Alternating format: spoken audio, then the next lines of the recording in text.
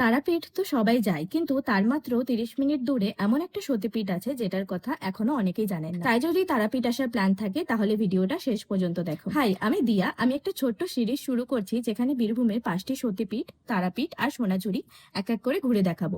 সঙ্গে দেবো দরকারি সব ইনফরমেশন। আজ আমরা এসেছি বীরভূমের প্রথম সতীপীঠ নলাটেশ্বরী মন্দির। এটা তারাপীঠ থেকে মাত্র 30 মিনিটের রাস্তা, তাই খুব সহজেই এখানে ঘুরে আসতে পারো। পুরাণ মতে এখানে মা সতীর কণ্ঠনালী পড়েছিল, তাই এই পীঠের নাম নলাটেশ্বরী। এখানে মা ত্রিনয়নী দক্ষিণা কালী রূপে পূজিত হন। মন্দির ভোর 4টেই খুলে যায়, আর সেই সময় হয় মায়ের স্নান। তখন কণ্ঠনালীর স্থানে জল নিবেদন করা হয়। ভোর 1:30 থেকে 2টো পর্যন্ত ভোগের জন্য মন্দির বন্ধ থাকে, এরপর আবার দর্শনের জন্য খুলে যায়। আর সন্ধ্যে 7টায় হয় মায়ের আরতি। যদি মায়ের ভোগ খেতে চাও তাহলে সকাল 9টা থেকে 10টার মধ্যে মাত্র 60 টাকায় কুপন কেটে নিও। আর মন্দিরের বাইরে পুজোর সব সামগ্রী সহজেই পেয়ে যাবে। তারাপীঠ থেকে এলে মন্দিরের বাইরে থেকেই মাত্র 20 টাকায় টোটো পেয়ে যাবে। ট্রেনে এলে নলাটি স্টেশনে নেমেও খুব সহজে এখানে পৌঁছে যেতে পারে। এই ছিল বীরভূমের প্রথম সতীপীঠ নলাটেশ্বরী মন্দির। পরের ভিডিওতে বীরভূমে আরো একটি সতীপীঠ নিয়ে আসছি, তাই চ্যানেলটি সাবস্ক্রাইব করে রেখো। দেখা হবে পরের ভিডিওতে।